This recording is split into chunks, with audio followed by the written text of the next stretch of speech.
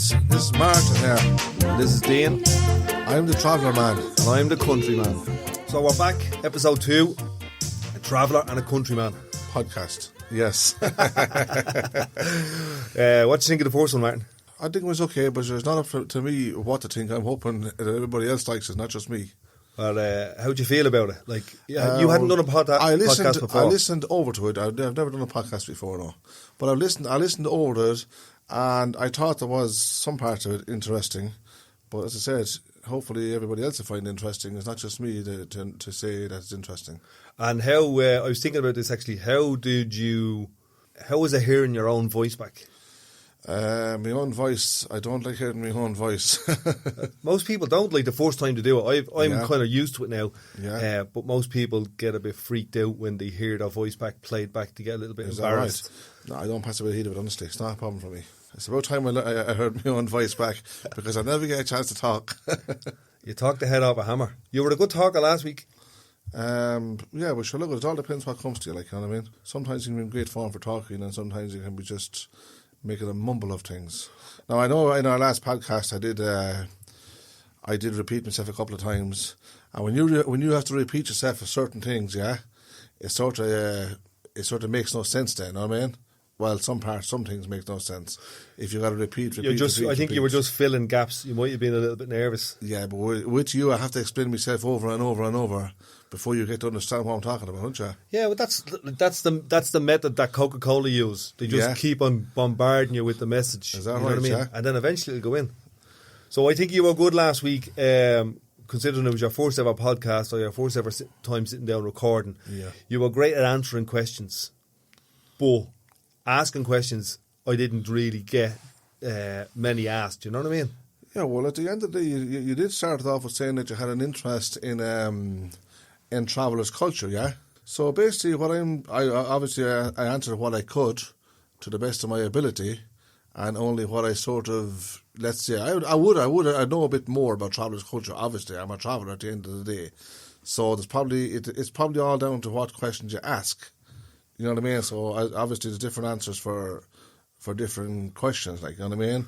And you know how it is, it leads from one thing into another, like, you know what I mean? So we're going to leave the floor open for you to ask a question. So, yeah, well, what I'm thinking is, you're saying that you were the one who was asking all the questions. Yeah. That's fine, I have no problem with that, and I don't have a problem with answering them either if I can.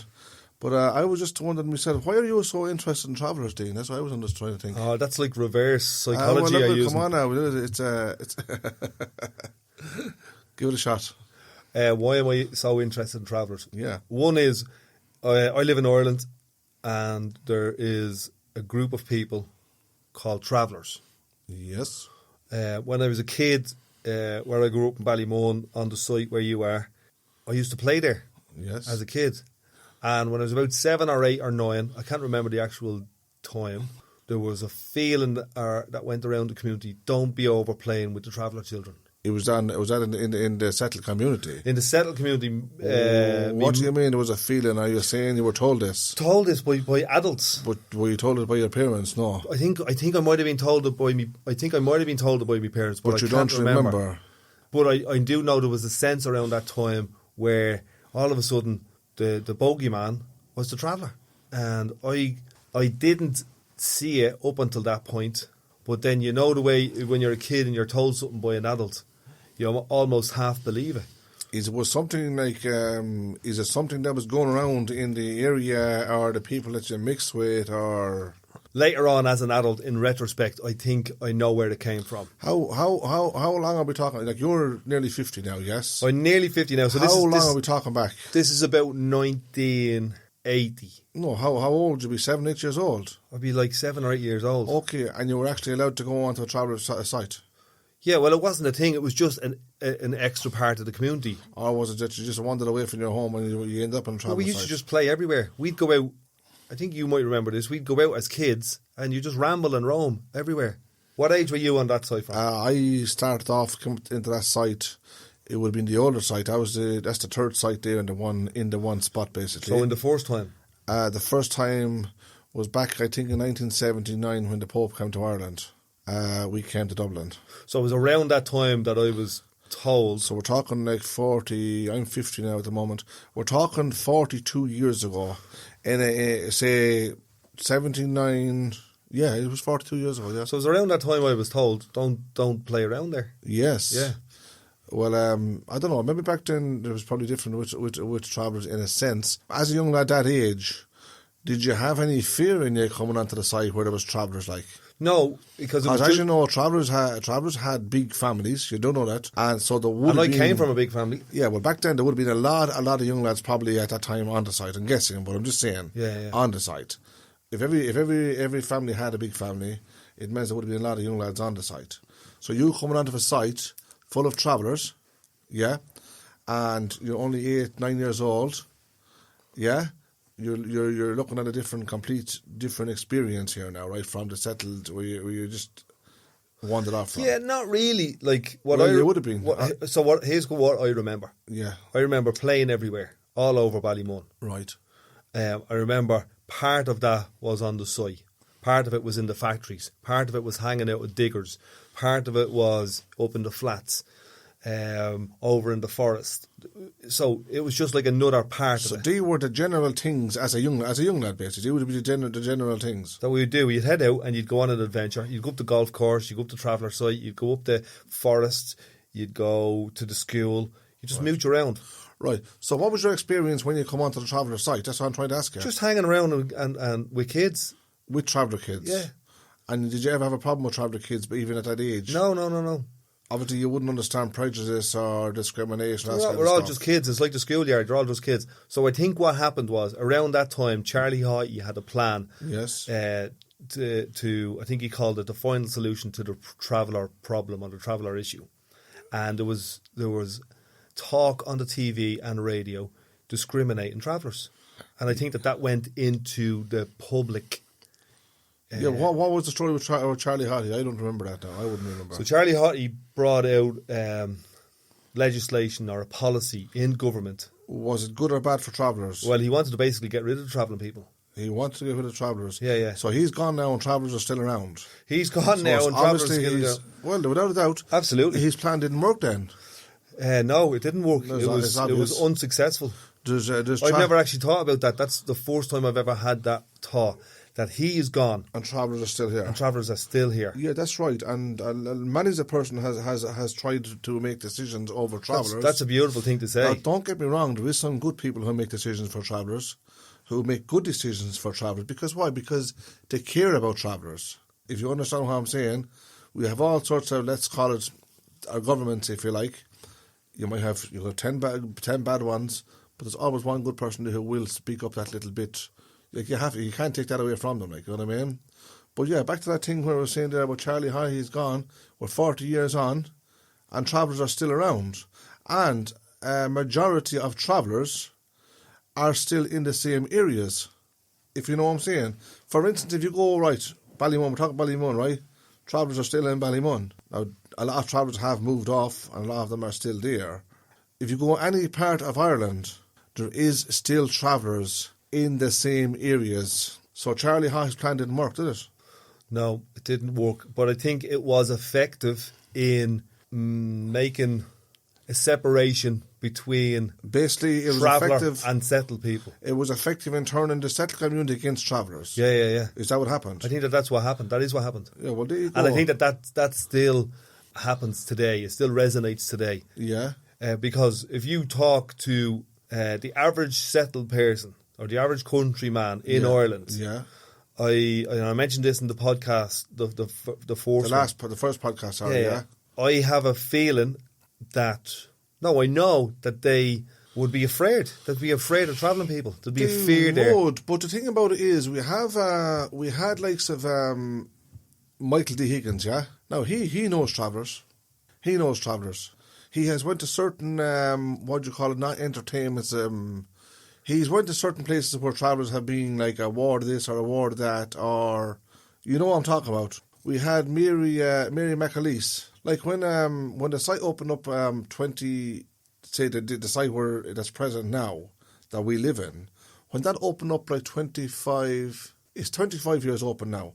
But as I told you, this is the third site. There was 2 sites before this, okay? What's the site called, just so people know? It's St. Margaret's Park. That's where you are. In Ballymun, yeah. Now, the other thing about it is, so she came along, and there was a new centre there where they used, it's like a little community centre in our site, okay? And basically, there was a women's group where they were working through FOSS, basically, if you like.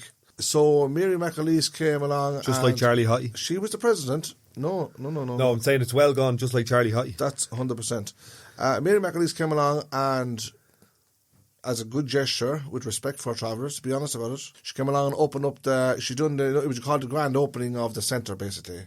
She actually landed in a helicopter at the same time. Like Pele? It was nice. It's actually good because the kids was around there and they were looking at the helicopter and getting in and out of it and all that sort of stuff. I don't want to go off on a tangent, but do you know Pele arrived in Ballymun in a helicopter as well? The footballer? Yeah. No, I don't know that. I didn't know I'll that. tell you that story further down the line. Tell me in a few minutes, right? So she did show great respect for travellers, being honest about it. And she, as I said, she landed in her helicopter in the middle of the site and she done the grand opening of the community centre.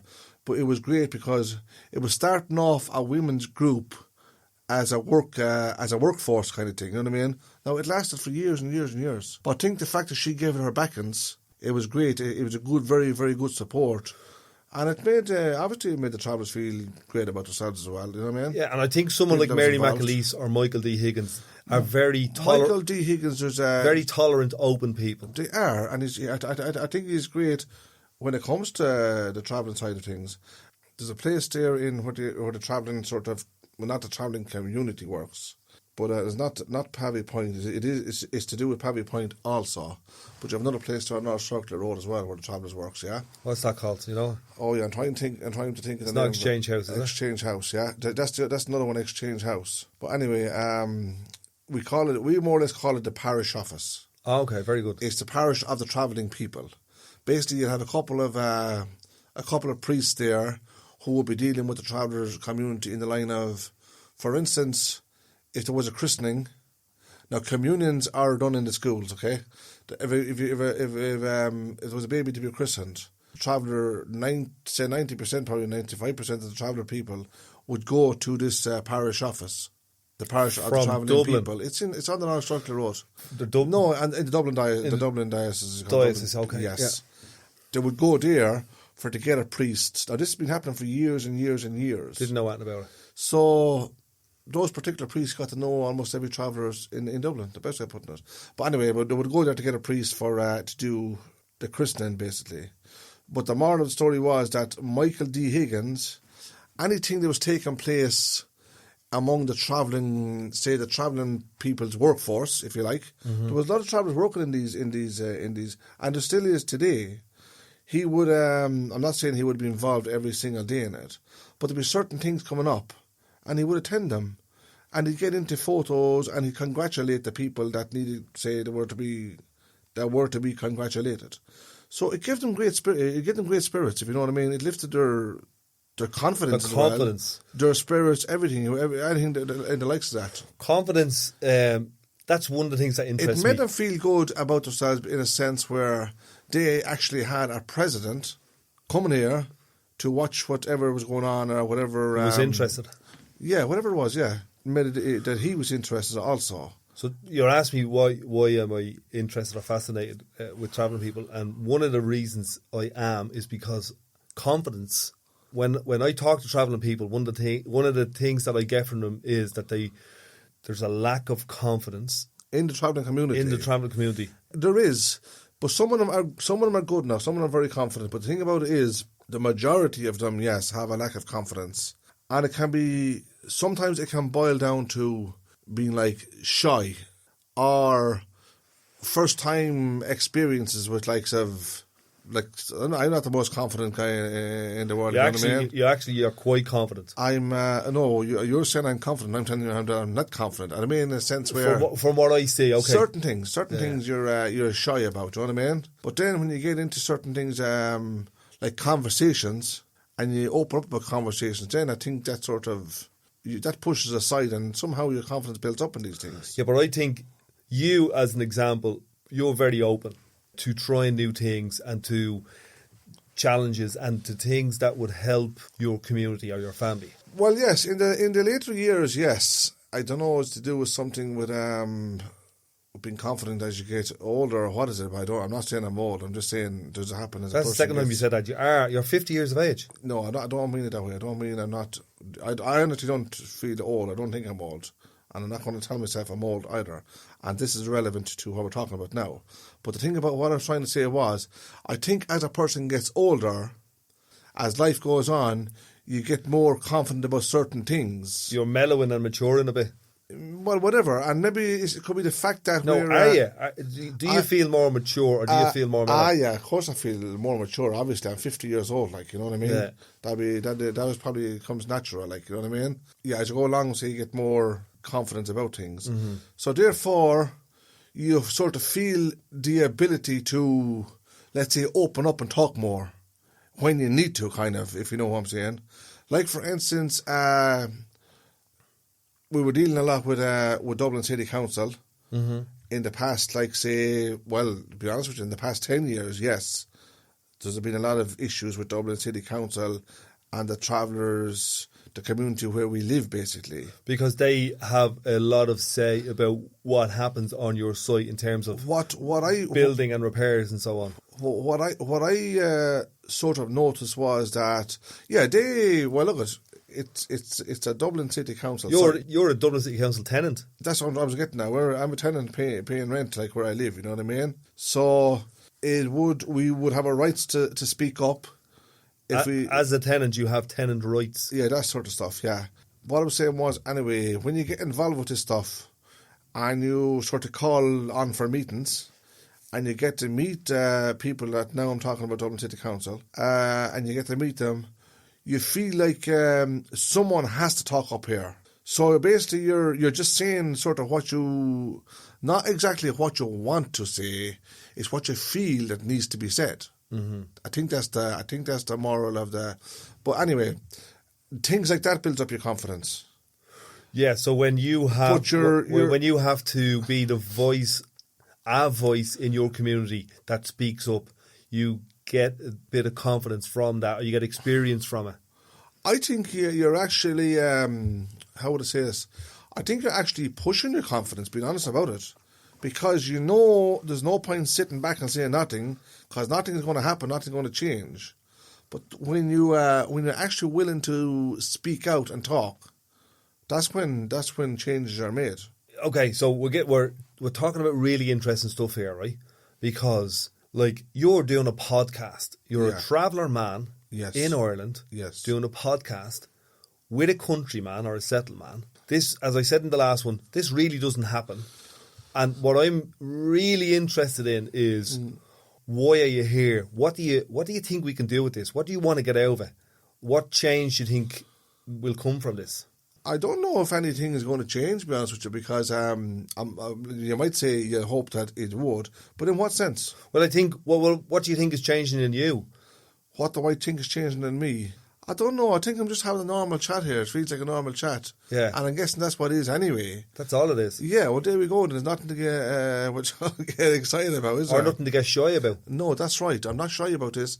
But what I am saying is, people can be shy about these things. Do you get what I'm saying? Yeah. So then let's say if you're shy, it's destroying your confidence for starters. So then, let's say it disallows you to speak out. But if you're not shy, with a bit of luck, you probably wouldn't be. You won't be shy. I'm not saying we're not shy about everything that goes on. I had a chat about that with a young girl today. I was chatting to her and she was really shy. And I was saying, do you want to be shy? And she was like, no, not really. I says, well, where's your shyness coming from? Is it coming from me or is it coming from your friends? Or she goes, well, no, it's coming from me.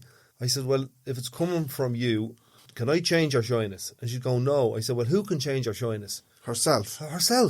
Yeah, but the thing about it is sometimes people are just naturally shy. You know what I mean? You can't, what would you call it? You can't, like, automatically take that away from them, like. Because the fact is, if a person gets, look here, you, for instance, right, you bump into somebody, you don't know who they are. Yeah. But you might get a little chat with them, right? And slowly, you're having a chat with this thing, that, or the other thing, right? But that doesn't mean you're going to be the same with the next person you bump into.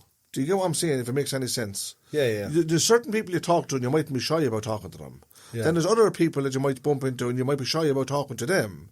But for Can whatever reason... Can you give me an example? For instance, if I just about know you now, right? I sort of getting to know you, okay? Now, the thing about it is, I can talk to you now like I have no bother talking to you, right?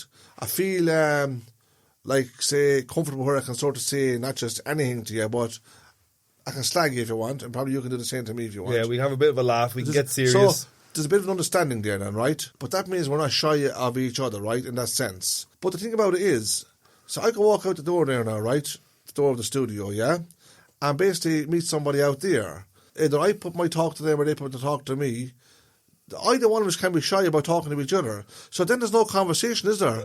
I love the way you said that. I put my talk to them and they put my talk to me. Well, it either goes one way or the other. But the way you say it, I've never heard that phrase in my life. Well, you'd be surprised when I want to come out with. You said a phrase to me. You said a phrase to me a couple of months ago, right? And it was, if I'm talking to another fella, and it's along these lines, I take the shame out of my mouth and put it in my pocket. Sometimes you have to do that. I'm going to guarantee you. I think I was talking about... Yeah. Most settled people that I know have never heard that phrase in their life. Serious? Never. I don't mind taking the shame out of my mouth and putting it in my pocket. What do you mean by that? I can mean a lot of things, being honest about. Well, I've no clue. I've no clue what any of it means.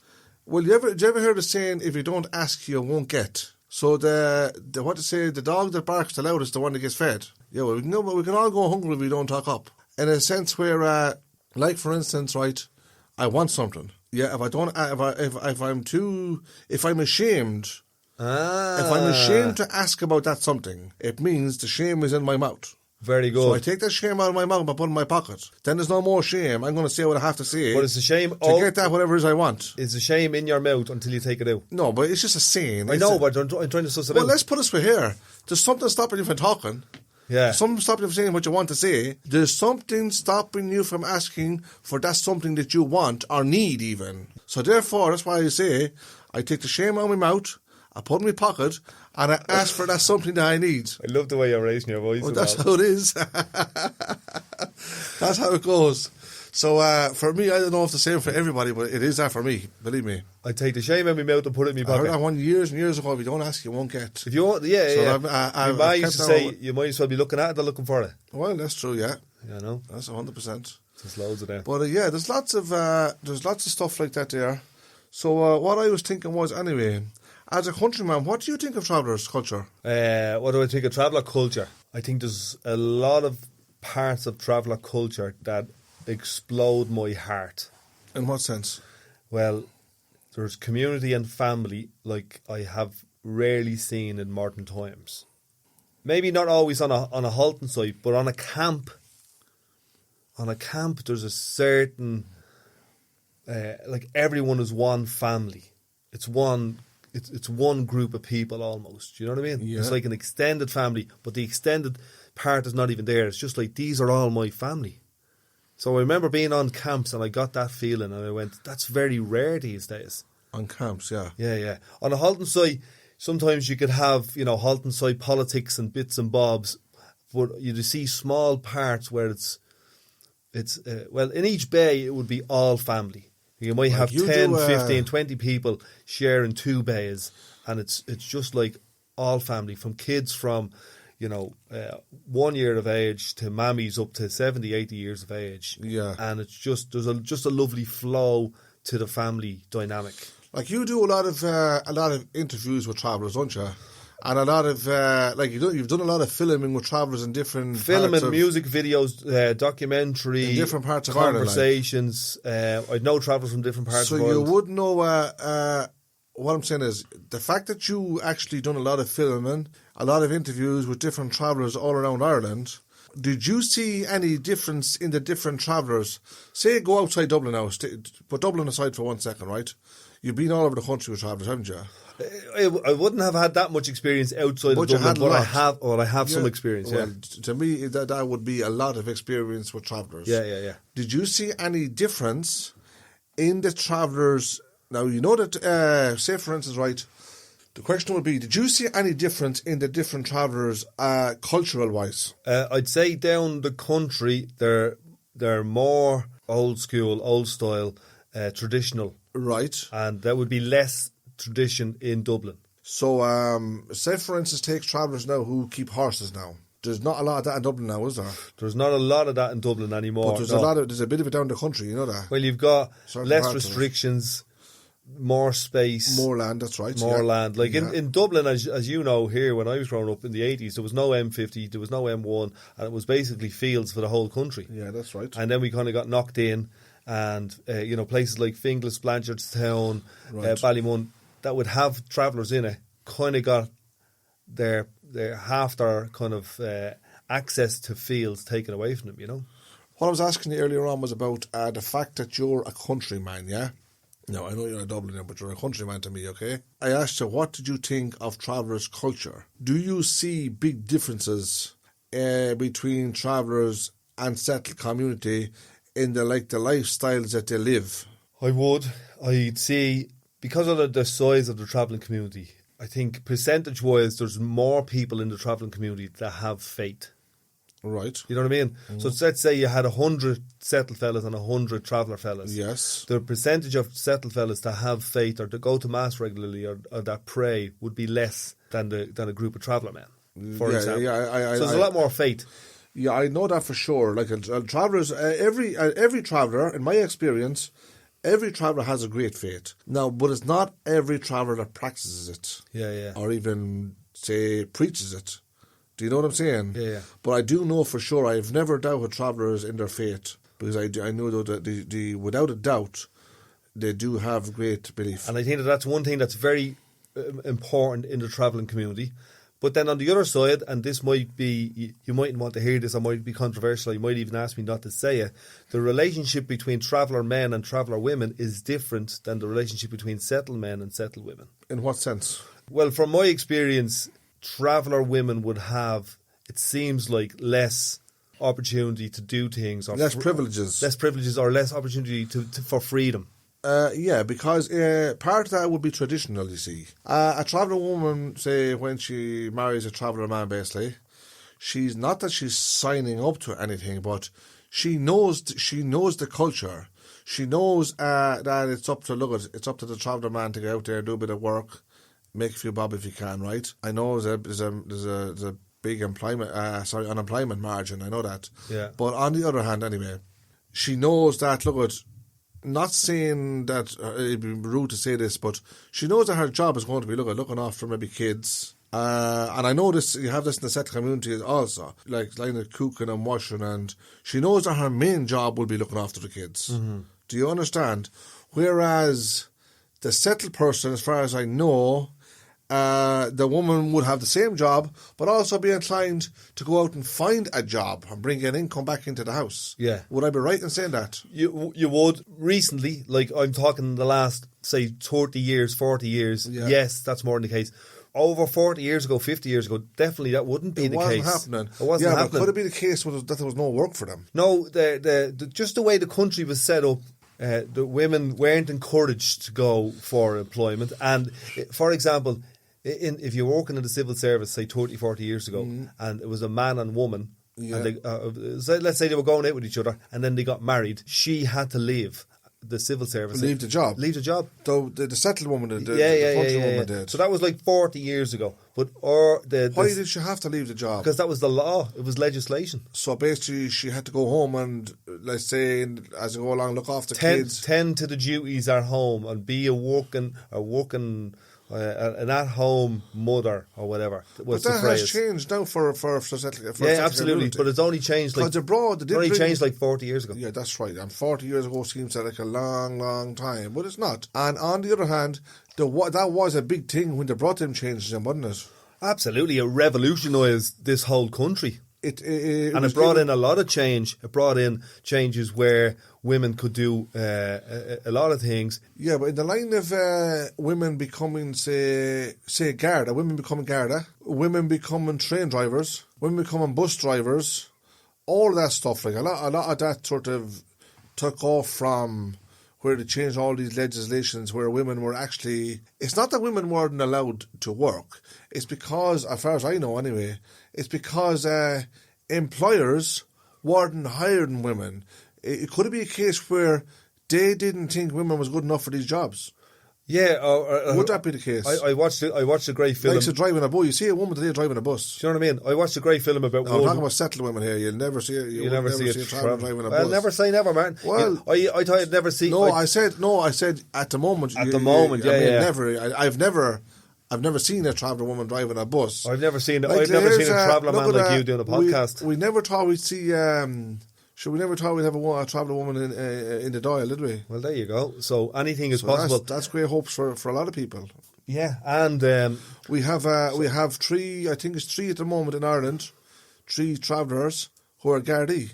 We have again. We have a lot of we have a lot of singers. Yes, we have a world champion boxer for a traveller. Who's that? Tyson Fury. I don't. He's not Irish. No, it doesn't make a difference. He's a traveller.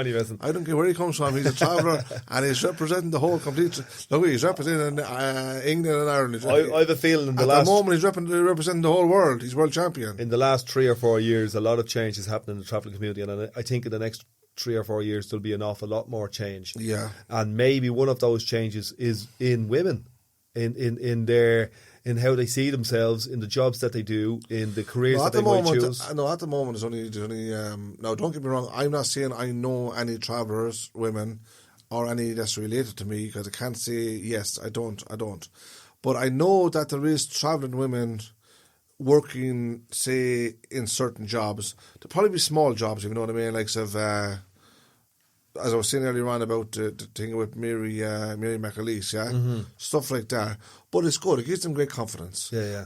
And it's actually a start. Now there probably is travelling women down around the country that is in better jobs, office jobs and stuff like that.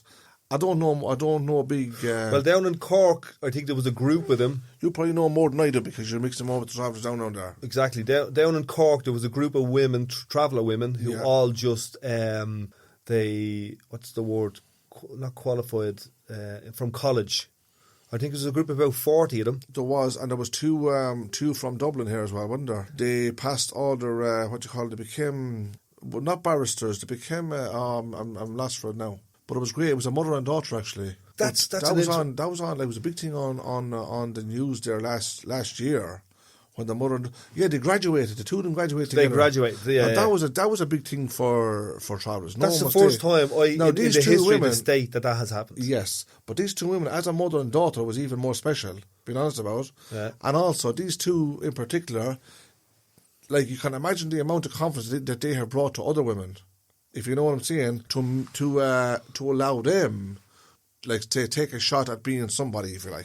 Yeah, and one of the examples I was using during World War I or World War II, there was a lot of women involved in the mathematics and the coding of how to break the Enigma machine that Hitler was using to code all his messages. There was women that done that, and it was one of the first times in modern history where men had to just shut up and let the women do a job that everyone just thought was a man's job. Yeah, but they proved, or they shattered that illusion that there's jobs for men and jobs for women.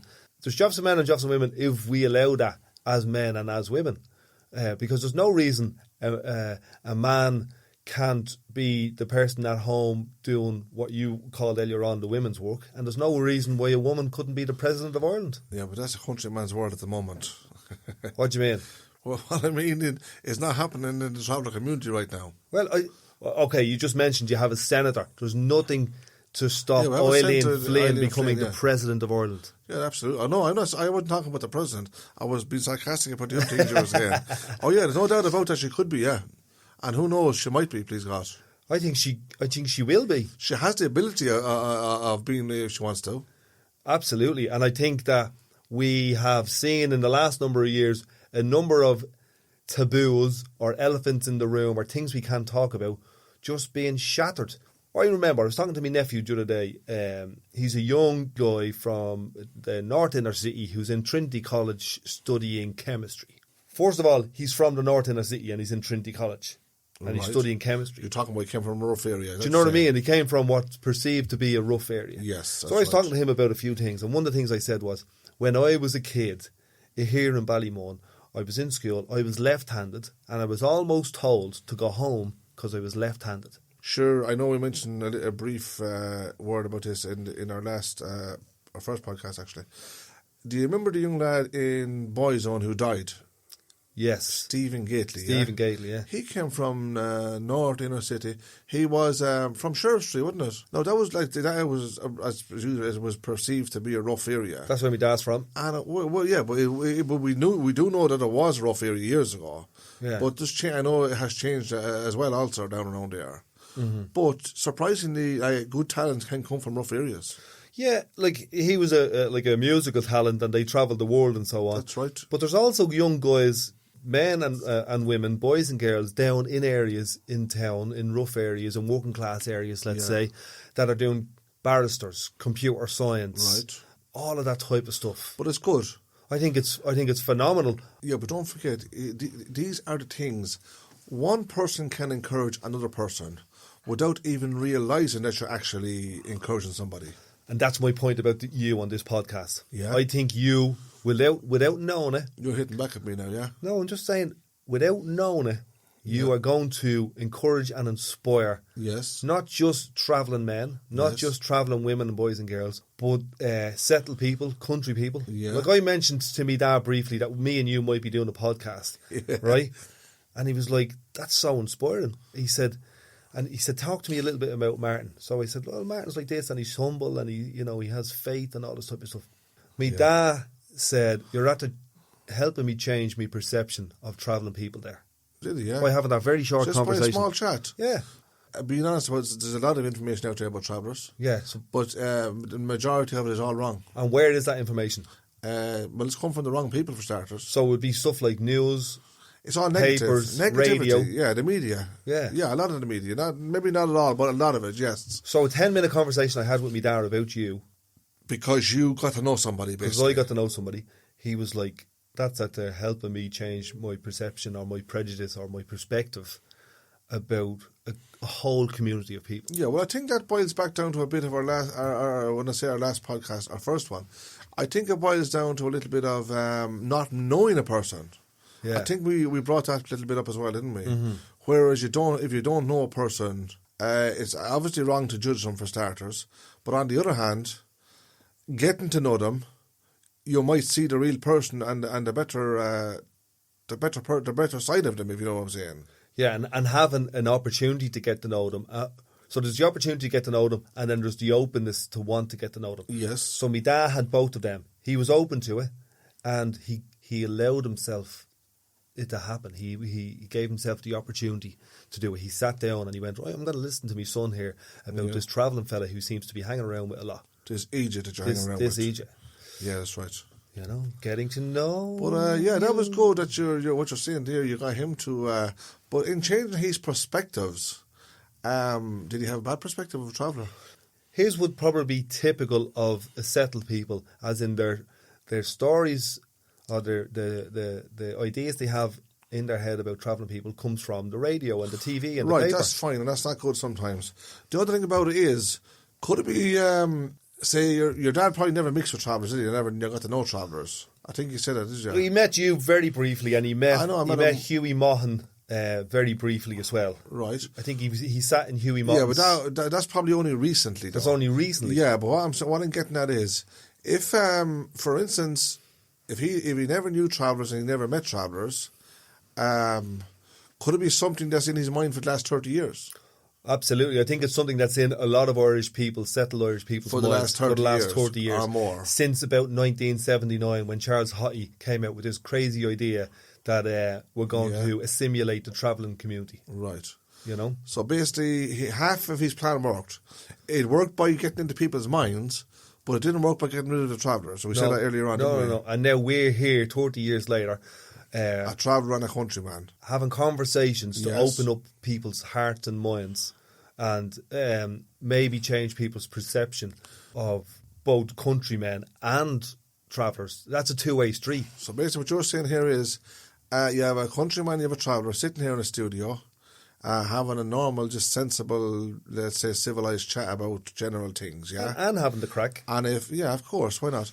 And if other people can listen to this and see the better side of it. Well, they can see whatever they want. I tell you what, that'd be their own choices. Yeah, we understand that. But would it be a benefit to them if they could see the good side of life? I think what this will be a benefit to everybody. I think what this will do is it'll just provide a different story, because let's say, for example, the black man I was told in the 70s, the black man, and we all have to be afraid of the black man until you go and meet the black man. The black man, yeah. Do you know what I mean? Yeah. And then all of a sudden you go, what was all the stories about the scary black man for? One of a very good friend of mine is a black man. Yeah. He's a priest. He's a bishop now in Nigeria. And I've been in regular contact with him. But he's a black man. How'd you chat with him? Through WhatsApp. and traveller man getting the technology. Through WhatsApp, yeah. That's great. And that time through the phone we'll have a conversation, like. But it's a fact that he's a bishop. He's a bishop of Lagos in Nigeria, big place.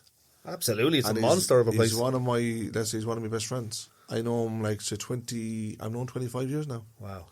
And how did you happen upon him? He actually came back to Ireland studying back in 96, 97. He left in 98. Yeah, 24, 25 years ago now, and he came back here studying, yeah. So, of course, he used to do mass in the area where we lived, yeah. Got chatting and talking to him now, man. Then I started sort of mixing around.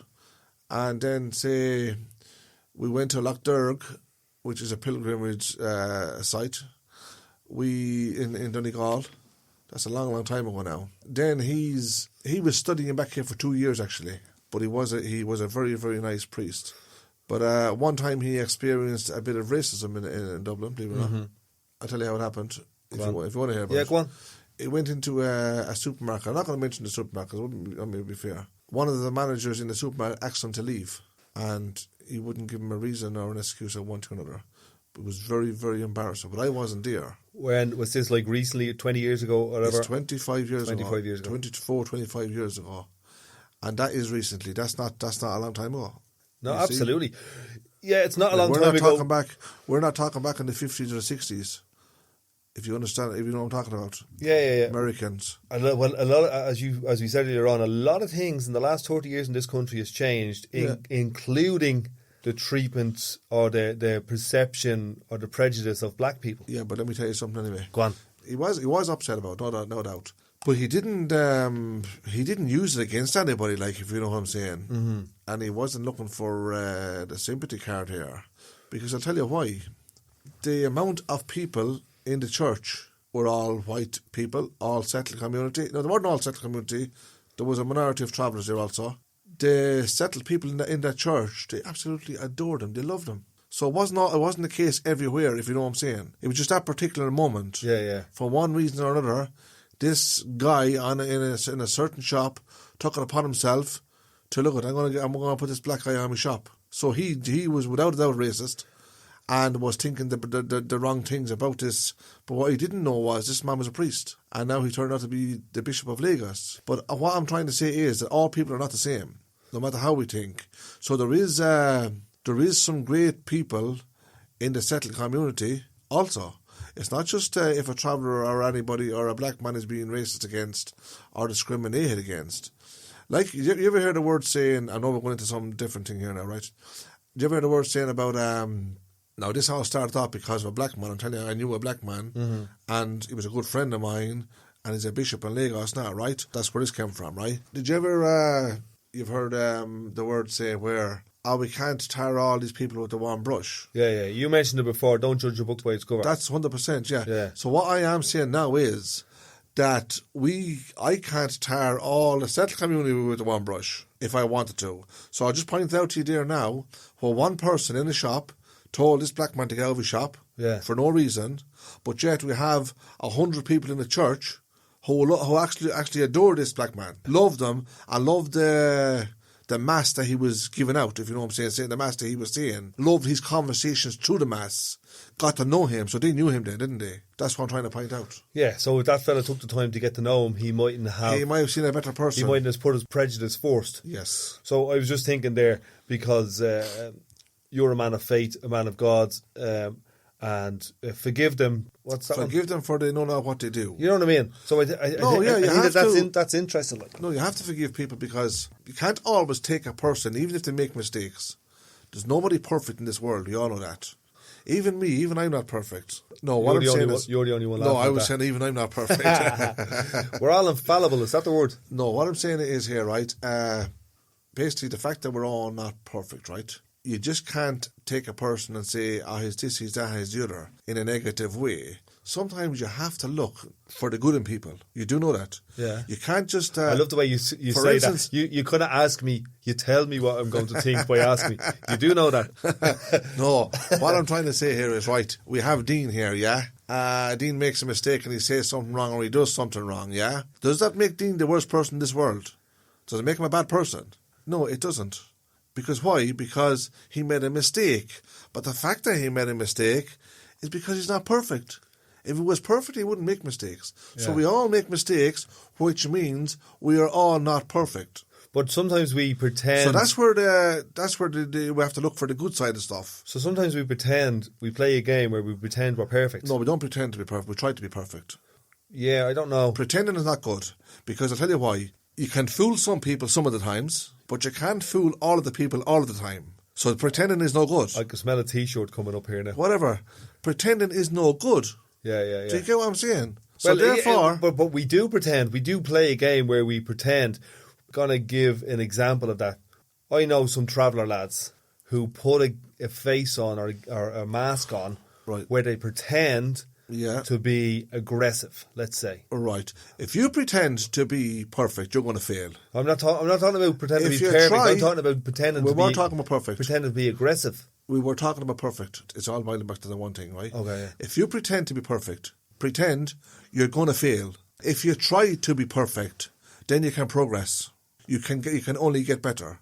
Does that make sense? So therefore, forget about... Hold on, if you try... You lost me there. If you try to be perfect... If you pretend to be perfect, you're going to fail. Do you just raise your voice at me again? No, I am. When I need to raise my voice, I'll raise it. Is that how you prove your point? No, that's not. I said if you pretend to be perfect, you're going to fail, without a doubt. If you try to be perfect, you're going to progress. You can only get better. Try to be perfect. But at the same time, we're never going to be perfect. God loves a trier. Yeah, he loves a trier. Yeah, I get it now. But we're never going to be perfect. No. Nobody is. We can aspire to be better. Doesn't matter if you're the richest and wisest man in the country. There's something there that makes you not perfect. There's one thing in between all of that makes you not perfect. It's as simple as that. I don't care how perfect we think we are. There's a little weakness somewhere there, or there's a bit of a failure there somewhere. We mightn't show it all the time, but there is, without a doubt. So any half smart, wise person would know that. we're only fooling ourselves if we think we're perfect. If I thought I was perfect, I wouldn't be getting shouted every minute of the day. You wouldn't be what? I wouldn't be getting read for it all day long.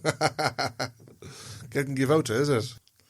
But that's the crack with the perfectness there, Dean, and that sort of stuff there. But travellers, countryman, different cultures. There's a lot of things to talk about. There is a lot of differences, being honest.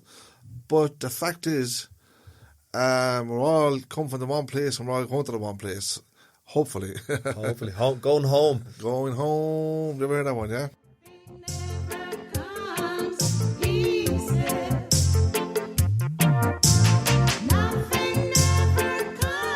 I like that one you put, so we have music at the start of the podcast, which I had a different song picked out and Martin picked out this beautiful one. It's a stunner. But I did tell you I like a bit of good music. But what is it? What's the lyrics of it? I think something about nothing ever comes easy. Well, it's true, isn't it? What does come easy? If you want something, you gotta try hard for it, no matter what it is. So I think them couple of words alone is how would you call it? Inspiring, if you want to put. Yeah, it kind of shows you. Yeah, you have to kind of lean into stuff. The fact that I like the music more than the what? The actual meaning of the words. Oh, you like the groove and the vibe. No, the music is nice, and of course the singer herself is good. We'll have to send her an old message to say, is there any chance we could use it? She probably won't. Is she still around? Is what I'd like to know. What's her name? Joyce Bond. She's a good singer. Joyce Bond, check her out. Now, back again, it's over what? I'll tell you how long since I first heard her. It was about 31 years ago. Where did you pick her up? One. In England, actually. I was over there for a little while, and a friend of mine had one of them. It was actually a tape back then, the old tape. But now you have her she's on the internet, and she has actually a lot of songs. Some good stuff though. But it's just that sound of that bit there I like. It kind of has a I reggae. hope everybody else like it. I think it's nice. It has a reggae kind of. There's Well, a little it is bit of reggae. there's It a little is. bit of gospel-y vibe as well off it. There is, and you've heard of reggae country, haven't you? Oh, I haven't. Country reggae. No. Well, you're experiencing it there now, aren't you? That's what that is. So it's kind of like, kind of gospel-y. Gospel and country is very close as well. You know what I mean? I'll tell you what. See, sometimes you can have the words of country, but then you have the sound of reggae. Yeah. So you put the two of them together, what have you got? You've got country reggae. Country reggae. That's a whole new genre for me. We're establishing something here, are we? Yeah. What are you mentioned before, but you didn't really go into it, your connection with UB40. You hung out with the lads. Well, let's put it so. I wouldn't say. Oh yeah, I did. I hang out with them. Yeah. I tell you what it was. We were in Birmingham, and we went. Were you living there at the time? I was living just for a little while. Yeah. We went down to they had a big studio in the city, based in Birmingham. Depp International was the name of the studio. Very good. But we went down there, myself, my brother, and my son. Not young, he was only young at the time as well. And we got to see all the group, basically, as it was to be. They were coming out of the studio at the same time. Ah, right, okay, so you just happened upon them there? No, we went down to the studio. We went down to their studios. For what? How did you get the connection? No, we knew UB40 owned the studio. All right, so you're a UB40 fan. We went down. You were in Birmingham, you went down. We went down there, and we got, as it was to be, they were coming out. Right, okay. So you were stalking No, we them? weren't stalking them, no. We just happened, it just happened to be as we went down to the studios. What were you doing down to the studio? Well, what happened was we got to see them. So, you were like a fanboy with the T-shirt on and all. I know. We went down anyway, and they were just coming out of the studio at the same time. So we got some pictures with them then, didn't we? And they asked us to come down to the pub. No. This is no lies, honestly. They asked us, there was I can't remember the name of the pub again, I'll think of it later on. But they asked us to come down to the pub. They said, we're heading up to the pub, you're welcome to come down. And this is the truth now. And we went down. What age were you now? I'll tell you what happened. We went home, I was about 20... this is like 23. It was back in 1999 it was. Yeah. That's when it was. When they asked us, of course, to go down. So we went home. They said, we'll be down in the pub about a half an hour. We went down back home, basically. Our house was only 5 minutes from the studio anyway. And we went back up to the pub then. And we just had a couple of drinks. And what did you go home for? To get freshened up and all? We had a couple of drinks, and we had no phones that time. We had to go home and tell the girls where we were. We're going to meet UB40. What? No. Yeah, absolutely. And you stayed there. Sure, it was good. Like I've listened to UB40 since 1986. Wow. Was the first time I heard them sing. Yeah. That good song they have, Red Red Wine, is popular. It's still popular, isn't it? No, I'm not. I wasn't saying wow that you listened to them from like I'm saying wow that you at 19 years of age you got to go down and hang out with the lads. I'm a young lad. That you're at to been listening to for the last 6 or 7 years. No, it was a bit more than 19 it was. What year were you born in? In 1971. So it was different. This was 1979. 1999. 1999. 26 or 27 I was. Ah, very good. I was still young. Would you have been listening to them for a good 10 years? I would have been listening to them since 1986. So yeah, I really liked them singing. Like, there's no doubt about that. I was the same. Like, I was in Ballymun in 1986. Yeah. I was about 13, 14 years of age. Yeah. Bob Marley, UB40. Well, they would be the main. They were the main thing that singers. most people around this area. We went from the house up to back up to the pub basically, and we had a few drinks, a few games of pool, and some photographs, and a bit of crack, jibing a mess, and then joking.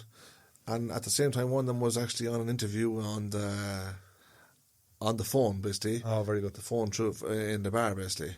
It was great, to be honest about it, because the fact that I actually liked UB40 singing, it was good to actually meet them, yeah. But they were genuinely nice lads, no mistake about that.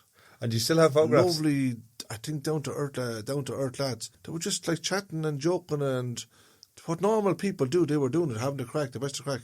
And then we had the young lad with it. He was only, it's my oldest lad. He was only, back then, he was only about 8 years of age.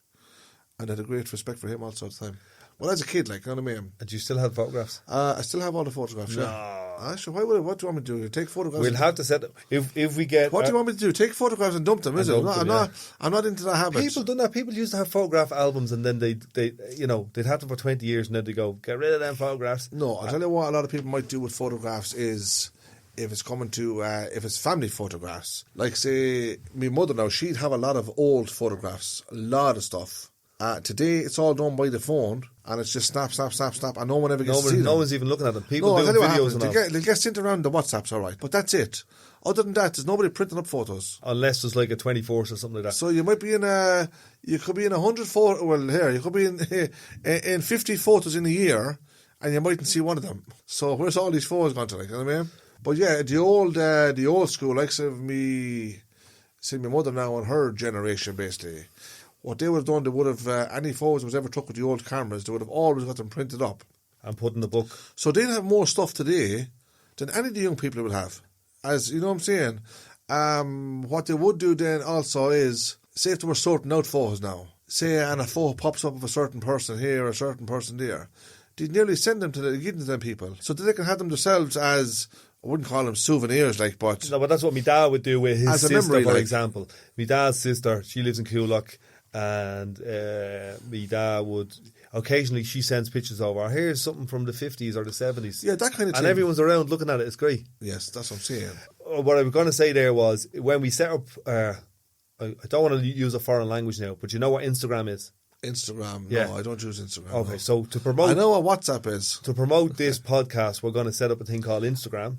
Yes. And we're going to put some of the pictures of you and UB40 on it, if you're into it. I have no problem with that, yeah. And we can because people are going to be listening back to this going, oh, I'd love to see that old photograph. We'll tease them. The old photographs of UB40. Of you and UB40. I have them, yeah. I have them, yeah. We might stick up one or Myself, two. And you when you had a big shocking load of hair.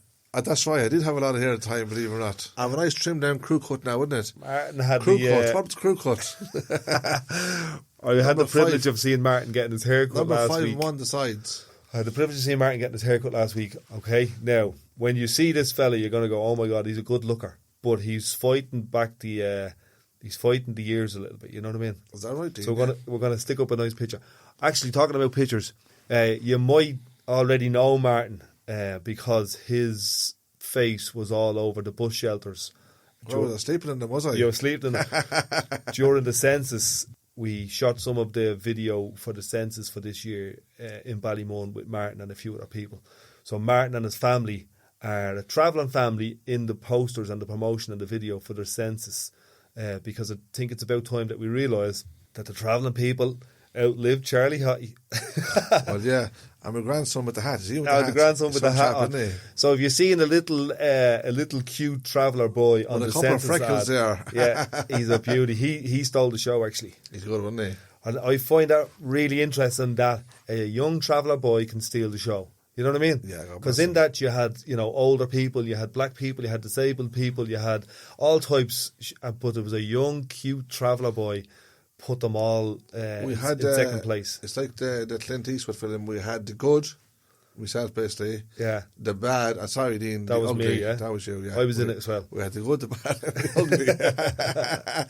ugly. But yeah, it was that's a good experience. I was looking at an old photograph of myself from the 80s. I looked like something out of Oliver Twist. Ooh. I'll stick it up on the Instagram, but it's just how we were in the 80s. As I said, we used to just open the door in the morning, grab an old slice of batch pan, and you'd be gone till after the sun went down. I have to correct you on this one. Before Go on. Before we start putting photos of you up on your, what do you call your Instagram, is it? Instagram, well done, man. Yeah, we want to get a foot on this first and get started somewhere because we don't want people saying, I don't want on that. Want to see your photo, yeah? So this is the second episode. I think it feels a bit more freer and relaxed. What we'd really like is some feedback. Let us know what topics or guests or whatever you might want us to have on.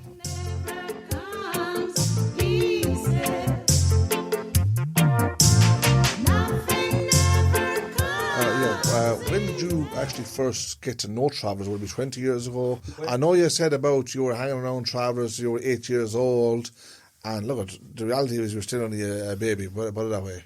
But say, in the last, say, that when you're an adult now, say, in the last 20, 15 years, did you really get to know travellers?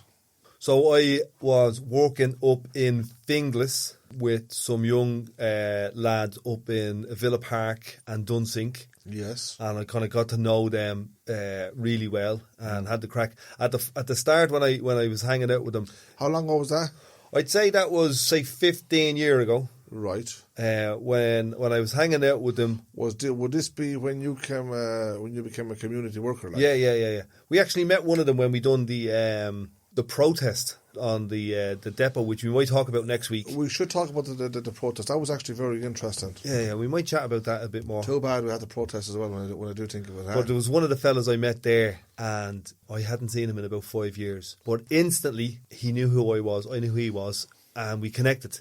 Right. And I find that really powerful. So he remembered you from He that remembered time. me from where he lived, and I remembered him from being a young traveller up in, I think it was Dunsink he was living in at the time. Right.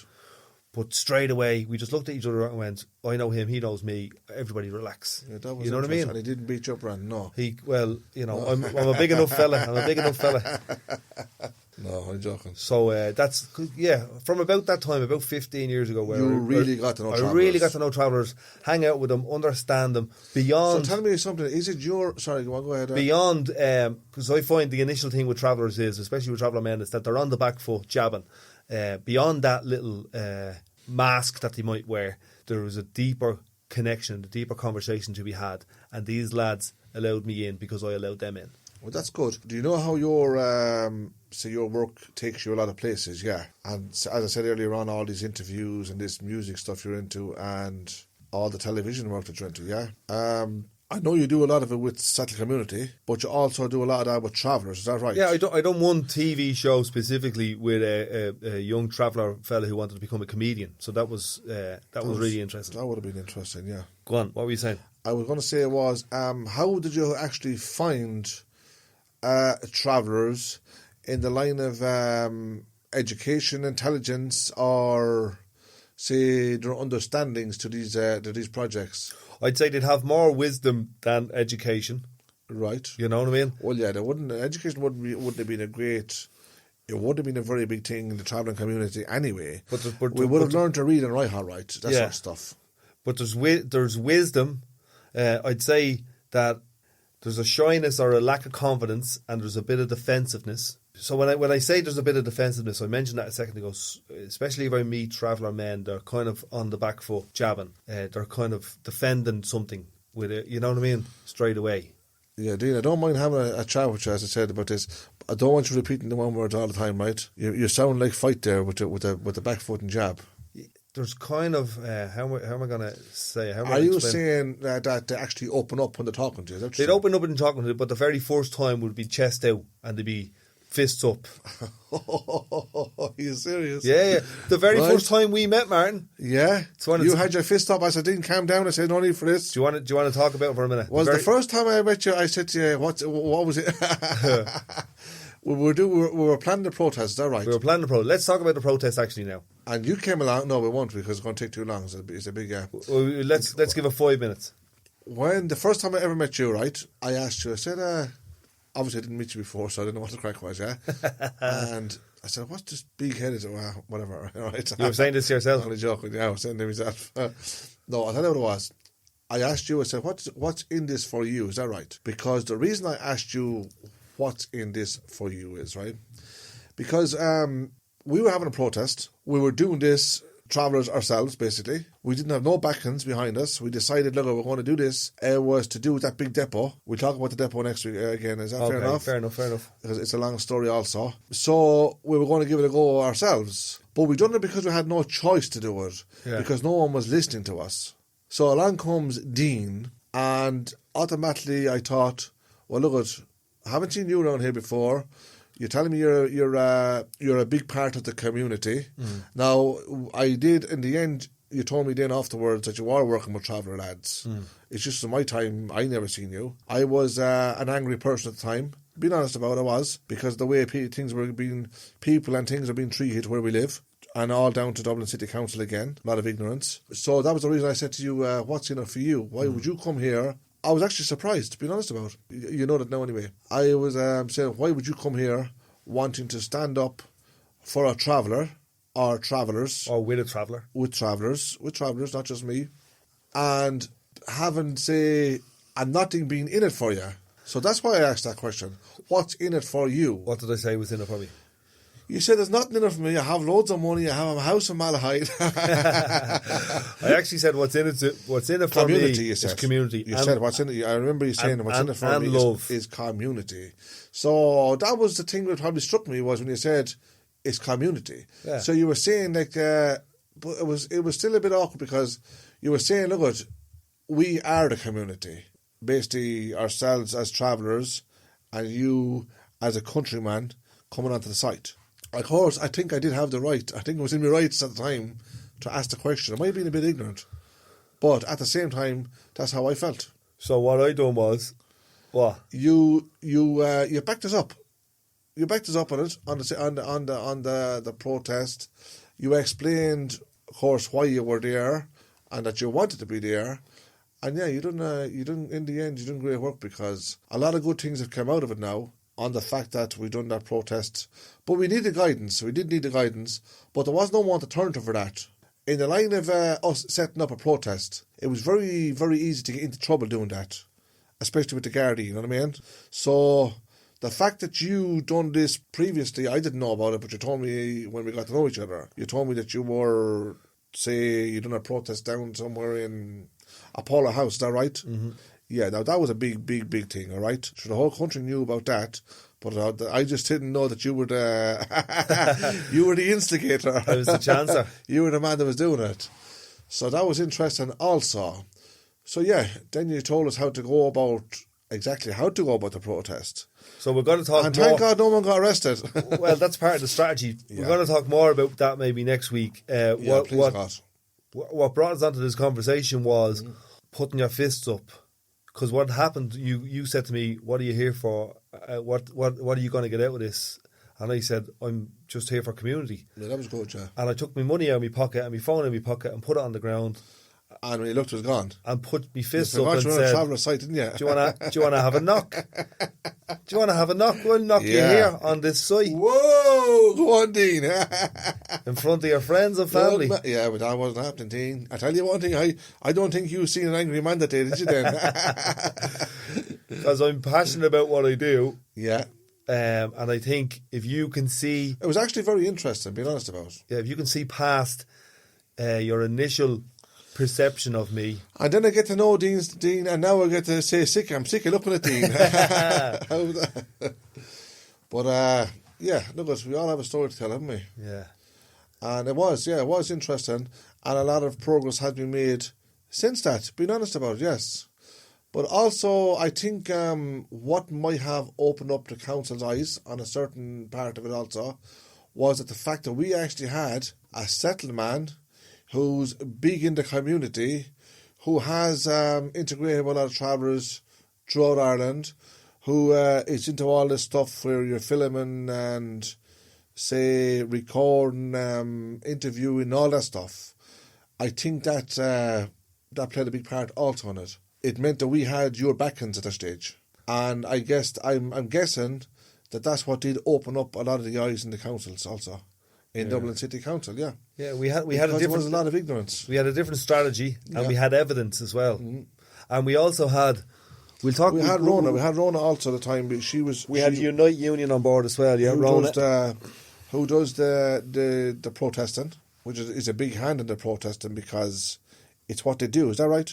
Yeah, and also I think it's all like it's simply it was part of fighting for people's rights also. Yeah, and you took a step forward because you joined the union. Well, that was good too. Also, yeah. You know what I mean? Yeah.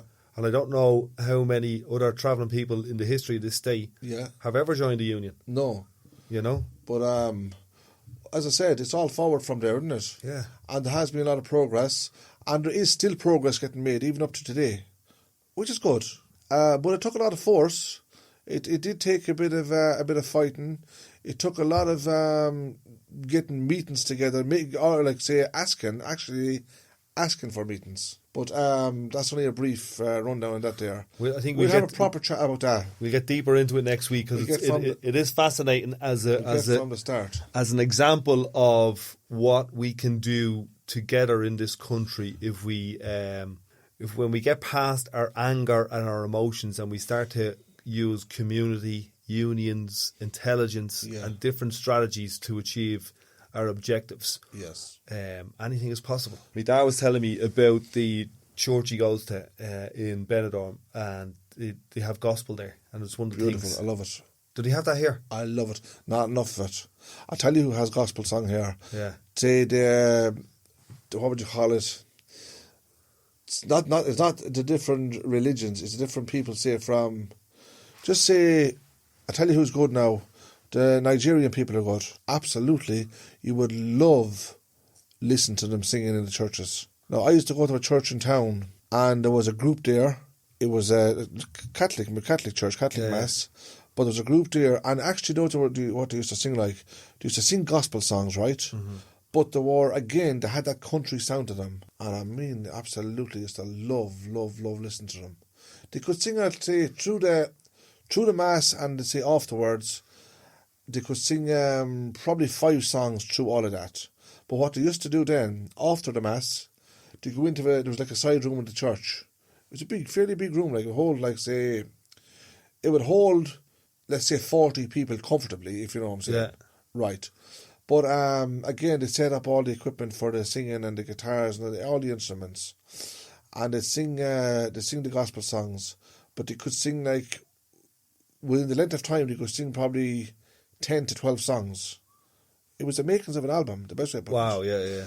But it was absolutely do your heart all the good in the world. I'm telling you, I used to love it. Do your heart all the good in the world just listening to them.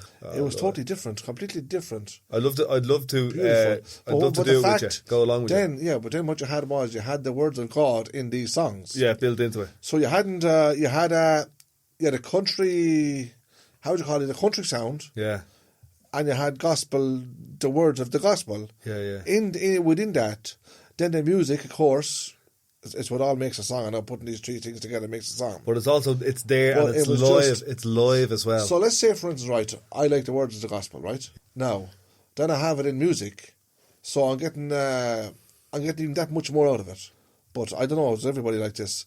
But I think people do. Like, I enjoy it. Everybody likes music. We talked about Bob Marley last week, and I'm going to mention him today. Bob Marley, the message is in the music. Yeah, that's exactly 100%. Do you know what I mean? Yeah, and it's love, and it's unity, and it's liberation. He tells some good stories in these songs, doesn't he? Unbelievable. And majority of it's all true, to be honest, because where he came from was this is what was happening. Yeah. There was poverty, there was trouble.